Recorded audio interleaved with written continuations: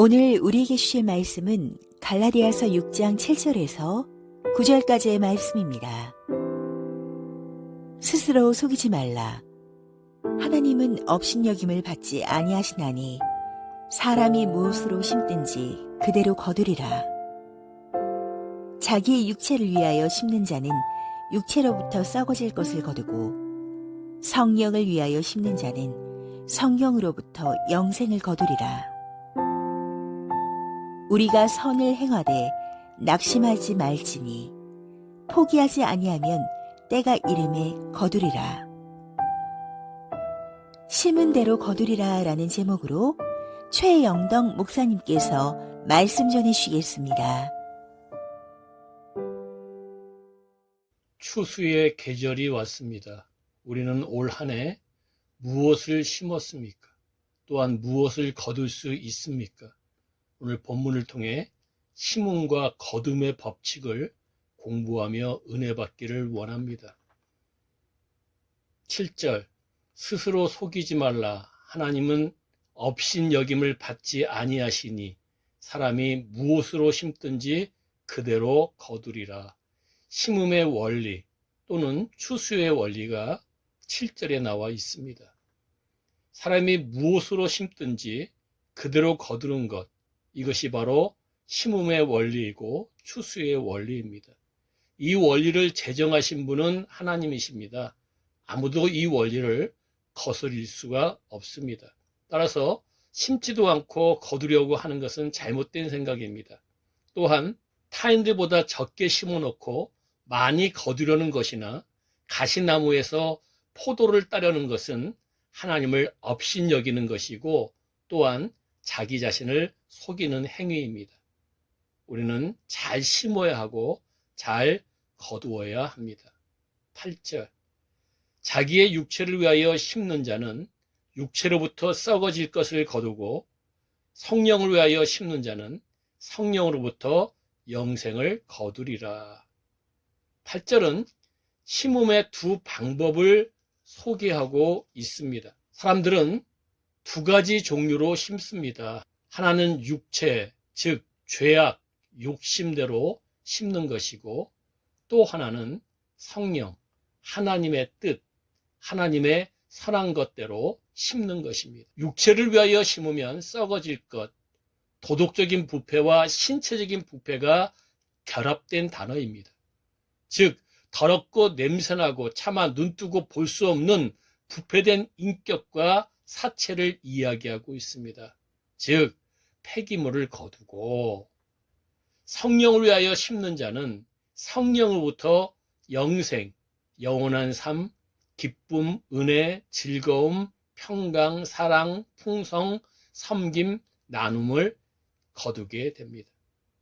사울왕은 다윗을 시기하고 미워하고 죽이려고 하다가 결국 극단적인 선택을 합니다.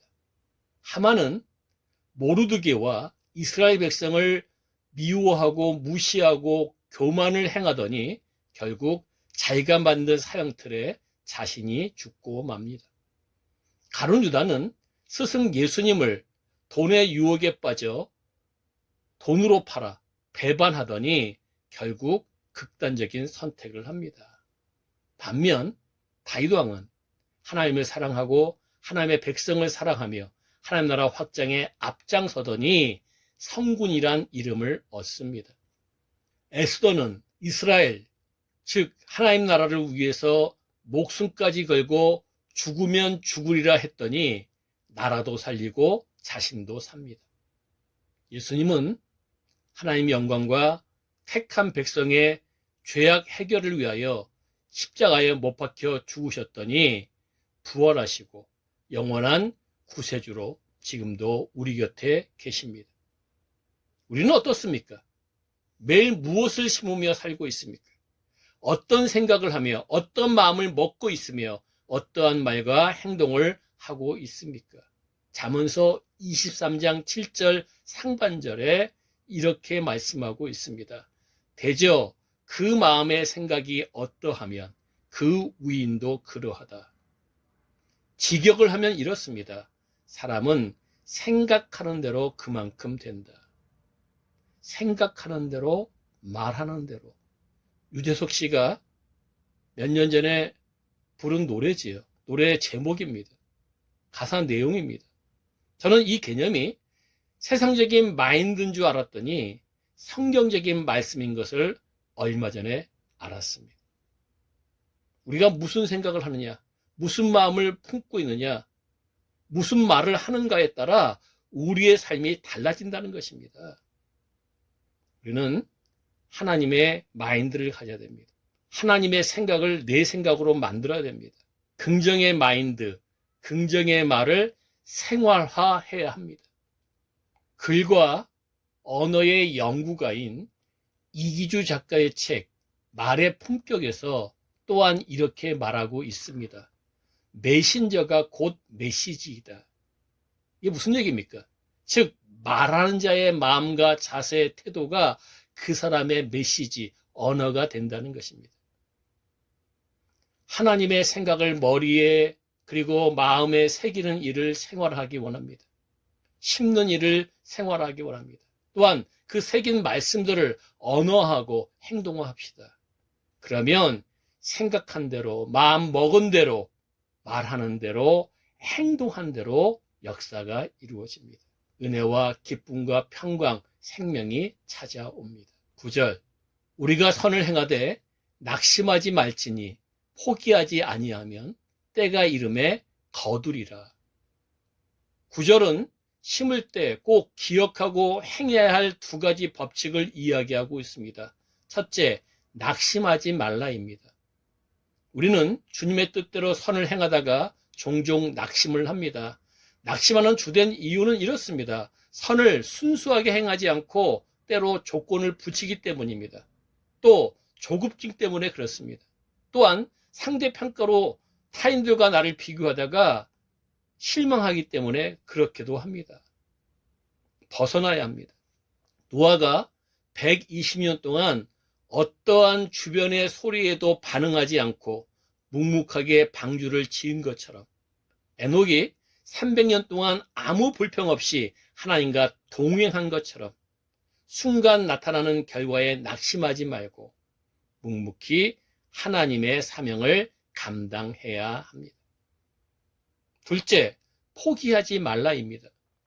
누가복음 18장 1절부터 8절에서 예수님께서는 항상 기도하며 낙심하지 않고 포기하지 말아야 하는 이유를 설명하면서 예와 한 편을 소개합니다. 어떤 도시에 불신자이면서 교만한 재판장이 있는데 그 재판장에게 한 과부가 자주 찾아갑니다. 그리고 자신의 원한을 풀어줄 것을 간청합니다. 재판장이 이 과부의 의견을 계속 무시합니다. 그러다가 생각을 합니다.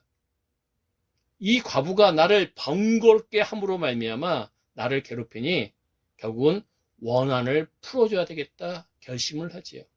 그리고 과부의 원한을 해결해 줍니다. 예수님께서 이 예화를 마치시면서 말씀하십니다. 하물며 하나님께서 그 밤낮 부르짖는 택한 자들의 원한을 풀어주지 아니하시겠느냐? 그들에게 오래 참으시겠느냐? 8절, 내가 너에게 이르노니 속히 그 원한을 풀어주리라. 그러나 인자가 올 때에 세상에서 믿음을 보겠느냐 하시니라. 문제 해결의 두 가지 조건이 1절부터 8절에 내포되어 있습니다. 첫째, 내 개인적인 소망뿐만 아니라 원한도 하나님께 계속 요구하면 하나님께서 해결해 주신다는 것입니다. 지속성, 간절성입니다. 두 번째, 중요한 것은 믿음으로 구하고 행하라는 것입니다. 어떤 믿음입니까? 인자가 올 때를 강조합니다. 예수님을 심판주로 믿는 믿음입니다. 즉, 예수님을 전지전능하신 하나님으로 믿는 믿음입니다. 예수님에 대해서, 하나님에 대해서 전지전능하시다는 그 신뢰, 믿음을 가지고 지속적으로 간절히 간구하게 되면 내가 갖고 있는 원함뿐만 아니라 소원까지 해결해 주신다는 거예요. 더군다나 하나님의 선한 사역을 행하는 자들에게는 더 정확하게 확실하게 역사해 주신다는 것이 바로 오늘 갈라디아서의 말씀입니다. 하나님의 뜻을 행하다가, 선을 행하다가, 하나님의 사명을 감당하다가 낙심하지 말고 포기하지 마십시오. 때가 이름에 거둡니다. 때가 이르면 응답을 받습니다. 때가 이르면 열매를 맺습니다. 복음서에서 예수님께서 난이 두려워하지 말라 또는 내니 두려워하지 말라 하신 말씀이 여러 번 등장합니다. 모두 제자들이 나름대로 주님께서 주신 사명을 감당하다가 지치고 힘들 때에 나타나셔서 하신 말씀입니다. 사명을 감당하다가 낙심하지 마십시오. 포기하지 마십시오. 사명을 감당하는 자들에게 결국 예수님께서 나타나셔서 말씀하십니다. It is I, 나다. Don't be afraid, 두려워하지 말라. 그리고 예수님이 그 다음에 행위들을 보면 다 해결해 주시는 것을 성경에서, 복음서에서 확인할 수가 있습니다. 때가 되면 응답하십니다. 사명을 감당하다가 낙심하거나 포기하지 마십시오. 끝까지 사명을 감당해 나가십시오. 때가 이르면 거둡니다. 때가 이르면 응답을 받습니다. 때가 이르면 열매를 맺습니다. 할렐루야. 오늘 말씀을 정리하고자 합니다. 심음의 원리는 이렇습니다. 첫째, 심은 대로 거둔다. 두 번째, 심음의 두 방법. 첫째, 육신의 정욕대로. 두 번째, 성령의 소원대로. 우리는 성령의 소원대로 심어야 됩니다. 세 번째, 심을 때 꼭 기억하고 행동해야 할 두 가지 법칙이 있습니다. 첫째, 낙심하지 말라. 두 번째, 포기하지 말라. 그러면 네 번째 결과는 때가 이름에 거둔다. 오늘 말씀의 결론입니다. J.D. 그리어 목사님의 책 인생 어떻게 살 것인가에서 이렇게 말합니다. 사도행전은 사도행전이라기보다 성령행전입니다. 왜냐하면 사도행전에는 성령님께서 사도와 특정한 위치에 있는 사람만 사용하시지 않으시고 수많은 평범한 기독교인들도 사용하시고 계시기 때문입니다.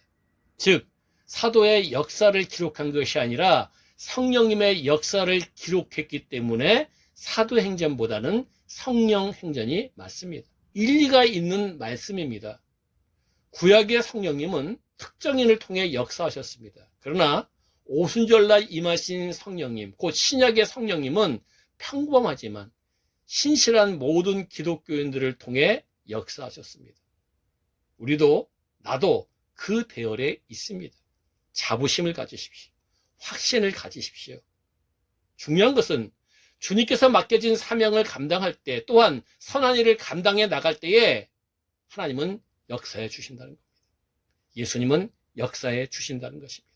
절대 낙심하지 마십시오. 절대 포기하지 마십시오. 때가 되면 성령님께서 크게 역사해 주십니다. 때가 되면 응답을 받습니다. 때가 되면 열매를 맺습니다. 때가 되면 거둡니다.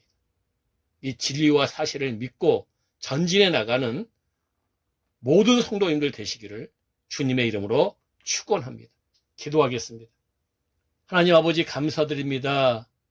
오늘도 우리에게 귀한 말씀을 허락해 주시고 우리가 주님의 뜻 안에서 선을 행하다가 때로는 낙심하고 포기할 때가 많이 있는데 그러지 말라는 것입니다.